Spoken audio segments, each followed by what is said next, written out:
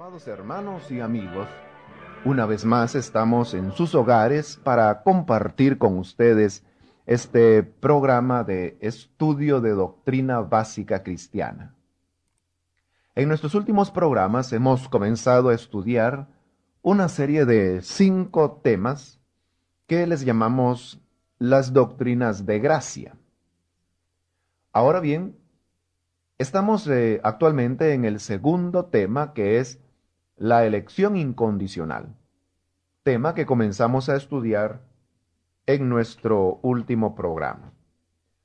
Vamos ahora a continuar, pero antes haremos un resumen acerca de lo que mencionamos en nuestro primer programa acerca de este tema de la elección incondicional. En primer lugar, decíamos de que Dios sería completamente justo si Él abandonara a todos los hombres en sus pecados para ser condenados. Pues de esa manera la justicia divina, la integridad de Dios, quedaría evidenciada dando Él el pago que cada hombre merece por sus caminos. Sin embargo, Dios engrandeció de tal manera su misericordia sobre la raza que envió a su Hijo en forma de hombre para que éste muriera y que de esa forma pudiera otorgar salvación. Decíamos de que esta salvación no es universal, no es para todos los hombres, porque el hecho de que exista un infierno y que las almas serán arrojadas allí es prueba de que no todos los hombres serán salvos. Entonces, si no todos los hombres serán salvos, quiere decir que solo algunos de ellos serán salvos. Y decíamos de que el que estos hombres vayan a ser salvos es algo que depende del decreto electivo de Dios. Y para eso pues tomábamos algunas citas bíblicas donde decía que era Dios el que había predestinado, según su libre complacencia, los que habrían de llegar a ser conformes a la imagen de su Hijo Jesucristo. Así de que la salvación entonces de estos pocos depende del decreto de elección de Dios. Decíamos que a la vez que Dios elegía un grupo de personas para salvación, los otros eran dejados en sus propios pecados para que recibieran así la paga de sus maldades. Estos hombres que reciben la paga de sus maldades son los réprobos. Y con esto decíamos que el decreto de elección tenía 2 aspectos. Un aspecto positivo, que es un aspecto para vida, para salvación. Y un aspecto negativo, que es el aspecto de reprobación, que así como Dios elige a un grupo para salvación, en el mismo momento está pasando por alto a otros que son abandonados en sus propios pecados y, como decíamos en nuestro anterior programa, son vasos de ira preparados para destrucción. Luego pasábamos al punto de que, ¿qué era lo que determinaba el que Dios a unos los eligiera para salvación, en tanto que otros eran pasados por alto para no recibir esta gracia? Decíamos de que la Biblia no nos declara en realidad cuáles son esos elementos que Dios utilizó para determinar quiénes serían salvos y quiénes réprobos. Que Dios tiene esos elementos, esas razones, pues es lógico pensarlo a causa de su suprema sabiduría. Pero Dios no nos lo ha dado a revelar en la Escritura. Lo que sí es claro, decíamos, es de que no es ni la fe, ni la obediencia, ni la obra que una persona pueda hacer lo que determina esa elección de Dios. Porque decíamos que no es algo que está fuera de Dios lo que discrimina para salvación o para condenación, sino que es algo que está en Dios mismo. ¿Qué es? La Biblia no lo dice, pero lo que la Biblia sí dice es que no es porque Dios haya previsto las obras o la fe o la perseverancia de alguien el que Dios haya elegido a tal persona para salvación. Y en este punto es precisamente donde nos deteníamos en nuestro último programa, cuando decíamos que la elección era incondicional porque Dios no pone en el hombre ninguna condición para ser elegido, pues todo depende de la libre complacencia de Dios. Y aquí es donde está lo maravilloso de la gracia de Dios. El que si la salvación o la elección dependía de algo que está solamente en Dios, entonces mi hermano, quiere decir de que ni usted ni yo podíamos haber hecho algo para ganarnos esa gracia de Dios. Lo único que nosotros hubiéramos ganado de nosotros mismos es la condenación. Pero Dios de tal manera engrandeció su misericordia que en lugar de darnos lo que merecíamos, más bien nos otorga la gracia, la salvación en su Hijo Jesucristo. Esto sí que es verdadera gracia. Y esto Dios lo hizo desde antes de la fundación del mundo. De manera pues que la elección incondicional nos enseña que la salvación es de Dios, Él es quien la ideó, quien la consumó, quien la aplica y quien la conserva. Por eso a Dios se ha dada toda la gloria por la salvación de sus elegidos. Porque sus elegidos nada pusieron, pues la elección es incondicional. Es Dios quien la obra. Vamos a ver algunos pasajes de la Biblia donde a través de ellos podemos entender que la elección es solamente de Dios sin injerencia de ningún elemento humano. Veamos en primer lugar el Evangelio de Juan, capítulo 15. Juan 15, versículo 16. Dice la palabra de Dios: no me elegisteis vosotros a mí, sino que yo os elegí a vosotros y os he puesto para que vayáis y llevéis fruto, y vuestro fruto permanezca. Este pasaje que he leído es muy interesante porque aquí vemos con claridad cómo la elección de Dios es incondicional. Dice el Señor: no me elegisteis vosotros a mí, sino que yo os elegí a vosotros. Hay algunas personas que creen que Dios eligió a ciertos hombres o a ciertas mujeres porque Dios en su presciencia, en su sabiduría anticipada, previó de que estas personas en un futuro llegarían a creer. En ese caso, según lo que estas personas piensan, podríamos decir de que Dios eligió a esas personas porque Dios vio que esas personas lo elegirían a Él. Pero eso es contrario a lo que el Señor está aquí diciendo, porque con toda claridad dice el Señor Jesús: no me elegisteis vosotros a mí, sino que yo os elegí a vosotros. Si nosotros en algún momento llegamos a entregarnos a Cristo, fue porque previamente Él nos había elegido a nosotros. Así que no fuimos nosotros quienes elegimos a Dios, sino que Dios nos eligió a nosotros. Y por otra parte, también vemos en este pasaje que si nosotros hacemos buenas obras, las hacemos porque Dios nos eligió.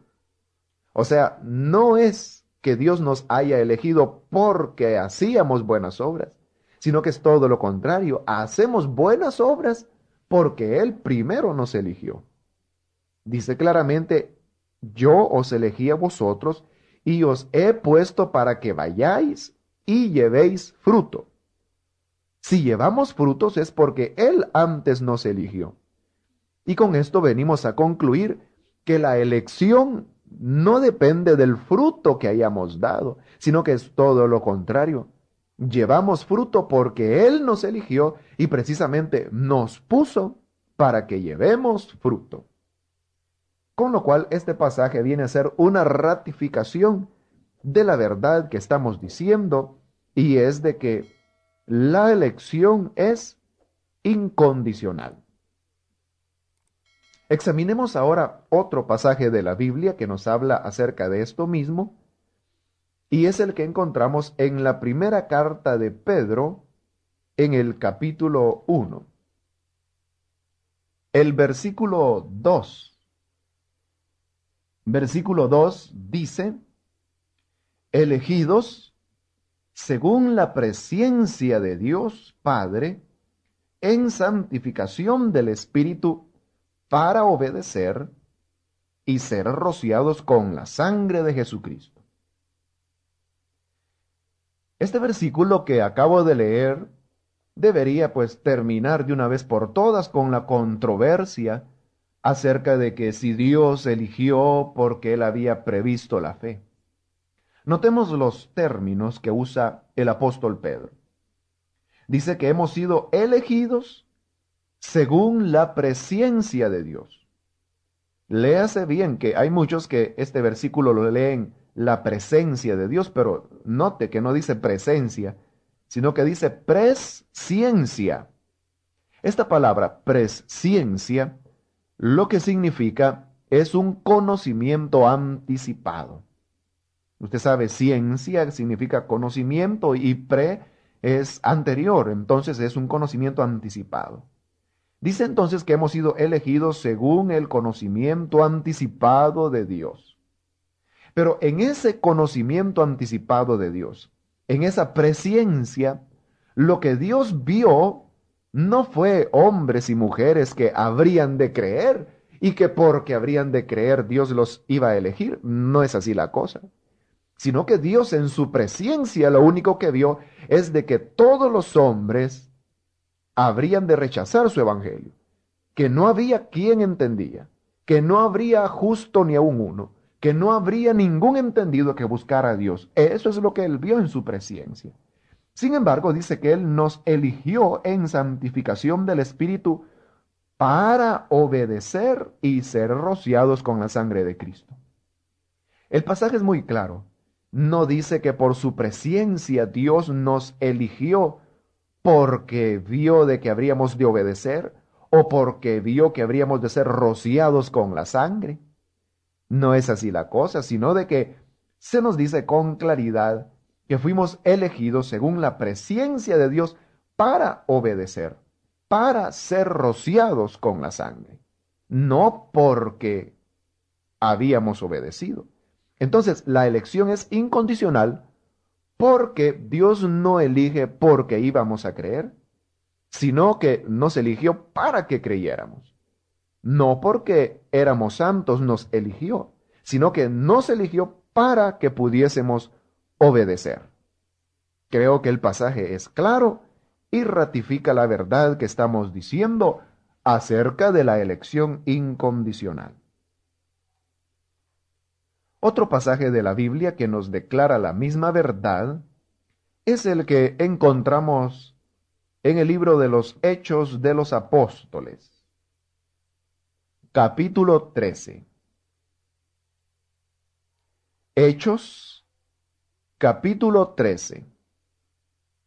El versículo 48 dice de la siguiente manera: los gentiles, oyendo esto, se regocijaban y glorificaban la palabra del Señor, y creyeron todos los que estaban ordenados para vida eterna.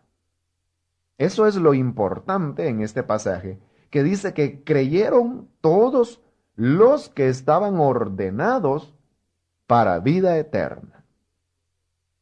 Bien, hermanos, esto es algo importante, porque aquí se nos dice de que los que recibieron a Cristo como Salvador eran aquellos que anteriormente habían sido ya ordenados, es decir, destinados por Dios para que tuvieran esa vida eterna. No es que a los que creyeron Dios los ordenó para vida eterna, sino que es lo contrario lo que dice, que creyeron los que ya estaban ordenados para vida eterna.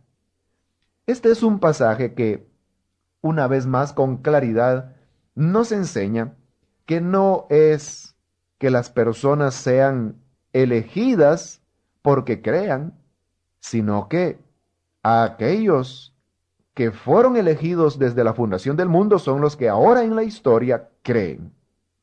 Así que no es cierto de que cuando una persona cree en Cristo, Dios anota su nombre en el libro de la vida. Es todo lo contrario. La Biblia dice de que el libro de la vida fue escrito desde antes de la fundación del mundo.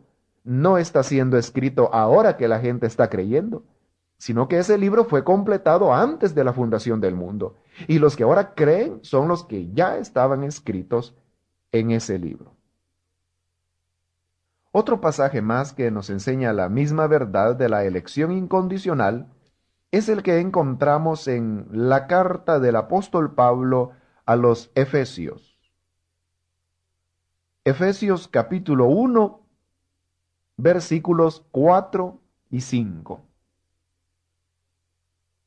Efesios 1, versículos 4 y 5.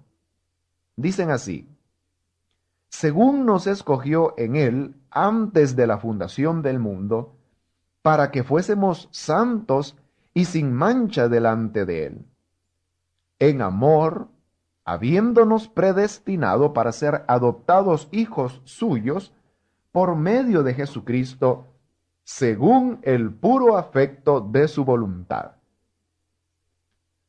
Este es otro pasaje que con toda claridad nos muestra que la elección de Dios no depende de lo que el hombre pueda hacer, sino que al contrario, lo que el hombre hace depende de que si Dios le eligió o no. Dice que antes de la fundación del mundo Dios nos escogió. Y nos escogió para que fuésemos santos y sin mancha. Notemos de que Dios no nos eligió porque éramos santos y sin mancha, sino que dice, nos eligió para que fuésemos santos y sin mancha. Así de que no es por obra alguna del hombre, la elección es incondicional. Entonces, si no es porque éramos santos, entonces, ¿por qué es que Él elige? Dice el versículo 5 que es según el puro afecto de su voluntad. Sencillamente, por la libre complacencia de Dios, es que Él elige para vida eterna o reprueba para condenación eterna. De manera pues que queda una vez más clara la verdad de que la elección es incondicional. Deseo todavía examinar con ustedes un pasaje más, y este es un pasaje un poquito más extenso, el que se encuentra en Romanos capítulo 9. La carta del apóstol Pablo a los Romanos capítulo 9. Como digo, es un pasaje un poco más extenso, pero que lo vamos a analizar, lo vamos a comentar, porque quizás es la porción de la Biblia donde con mayor amplitud se toca este tema de la elección incondicional. Por ser un pasaje un poco más largo, a la vez que lo voy leyendo, lo voy a ir comentando. Romanos capítulo 9 a partir del versículo 10. La lectura es del versículo 10 hasta el 24, para que usted lo anote. Pero ahora, como digo, voy leyéndolo y a la vez comentándolo. Dice así: y no solo esto, sino también cuando Rebeca concibió de uno, de Isaac, nuestro padre. Pablo, para explicar aquí este tema de la elección incondicional, toma el ejemplo de los patriarcas y habla, por ejemplo, de Isaac. Recordemos que Isaac se casó con Rebeca, pero sucedió que Rebeca era estéril. Después Isaac oró a Dios. Dios escuchó la oración de Isaac y así fue como Rebeca finalmente pudo concebir. Pero resultó que cuando Rebeca estaba embarazada, ella sentía que en su vientre había algo así como una guerra civil. Y entonces, preocupada por esta, fue a consultar con Dios.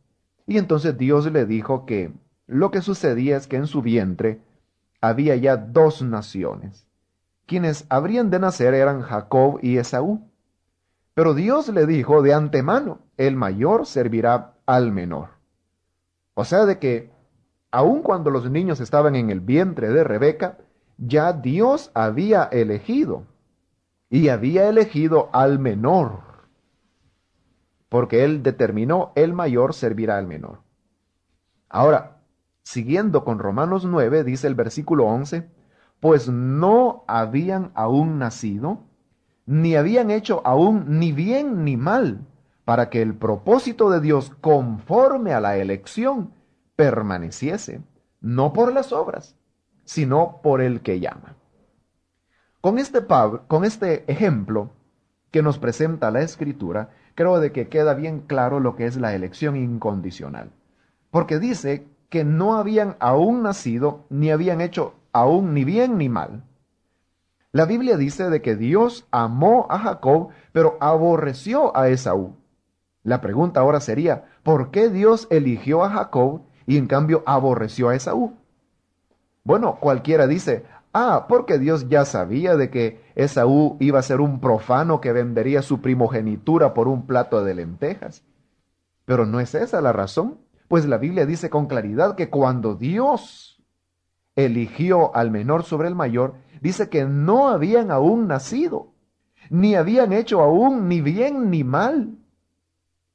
Esaú todavía no había vendido su primogenitura, todavía no era un profano, no habían hecho nada, porque ni siquiera habían nacido.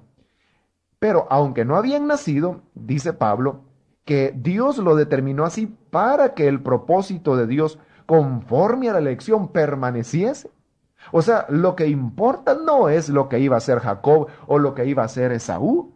Lo que importaba es de que Dios tenía un propósito y él había elegido a Jacob. Jacob llegó a ser hombre de fe porque Dios lo eligió. Si Dios hubiera elegido a Esaú, lógicamente Esaú era el que hubiera llegado a ser hombre de fe.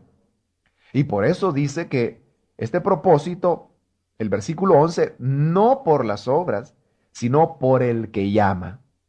Así de que Dios amó a Jacob y aborreció a Esaú, no porque Esaú llegara a ser malo, porque no por las obras, dice con claridad, sino por el que llama, por el propósito de Dios, porque la elección de Dios es incondicional. Dice el versículo 12 y 13, se le dijo, el mayor servirá al menor. Como está escrito, a Jacob amé, mas a Esaú aborrecí. Así de que antes de que Jacob y Esaú nacieran, ya Dios había elegido a Jacob para amarlo, en tanto que a Esaú lo había pasado por alto, aborreciéndolo. Cualquiera pensaría de que esto es algo injusto, que aún de que antes de que estos niños nacieran ya Dios había dicho quién se salvaría y quién se condenaría. Pero ¿será realmente esto injusticia? Pues de esto es que continúa hablando Pablo en el versículo 14, cuando dice, ¿qué pues diremos? ¿Que hay injusticia en Dios? En ninguna manera. Pablo se pregunta y él mismo se responde diciendo que en ninguna manera. No es que en Dios haya injusticia, pues Dios hace las cosas como Él quiere. Dice el versículo 15, pues a Moisés dice, tendré misericordia del que yo tenga misericordia, y me compadeceré del que yo me compadezca. Esto es interesante porque Dios está aquí proclamando su soberanía y su independencia de cualquier elemento externo a Dios. Dios tiene misericordia del que Él quiere tener misericordia. Y del que Él quiere compadecerse, se compadece.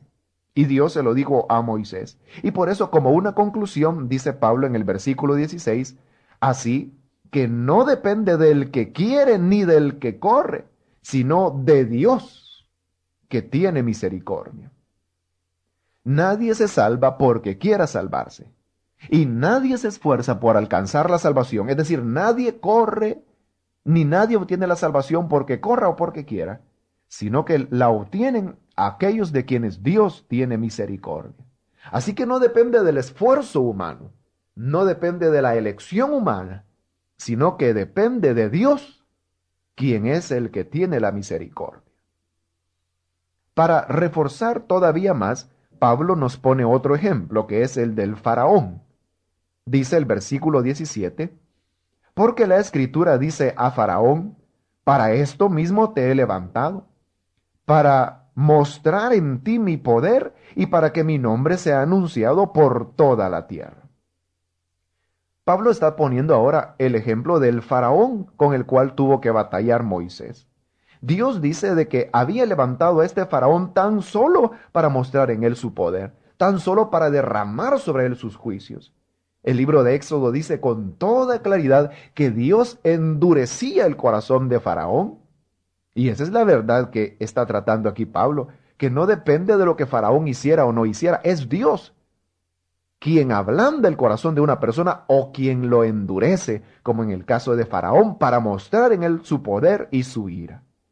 Y por eso una vez más vuelve a concluir en el versículo 18, de manera que de quien quiere, tiene misericordia, y al que quiere endurecer, endurece. Esa es la soberanía de Dios, que a quien quiere prodigarle su misericordia, Dios se la prodiga, y al que quiere endurecer, lo endurece. Pero gracias sean dadas a Dios, que a los cristianos Él no nos ha endurecido, sino que al contrario, pudiéndonos haber abandonado en nuestros pecados, tuvo misericordia y ablandó nuestros corazones para que creamos en Cristo. Continúa el apóstol Pablo en el versículo 19, pero me dirás, ¿por qué pues inculpa? Porque ¿quién ha resistido a su voluntad? La objeción ahora es esta, que si Dios endurece el corazón de alguien, entonces ¿por qué luego Dios lo inculpa? Porque si Dios determinó endurecerlo, ¿quién podrá resistir a ese decreto de Dios? Pero Pablo mismo responde en el versículo 20, mas antes, oh hombre, ¿quién eres tú para que alterques con Dios? Dirá el vaso de barro al que lo formó, ¿por qué me has hecho así? ¿O no tiene potestad el alfarero sobre el barro para hacer de la misma masa un vaso para honra y otro para deshonra? El alfarero tiene potestad para hacer del barro lo que él desee. Entonces, de igual manera, dice Pablo en el versículo 22, que si Dios, queriendo mostrar su ira y hacer notorio su poder, soportó con mucha paciencia los vasos de ira preparados para destrucción, y para hacer notorias las riquezas de su gloria, las mostró para con los vasos de misericordia que él preparó de antemano para gloria, a los cuales también ha llamado, esto es, a nosotros, no solo de los judíos, sino también de los gentiles. Con esto concluye el razonamiento de Pablo y podemos ver ahí con toda claridad que así como el vaso puede ser hecho para destrucción o para honra,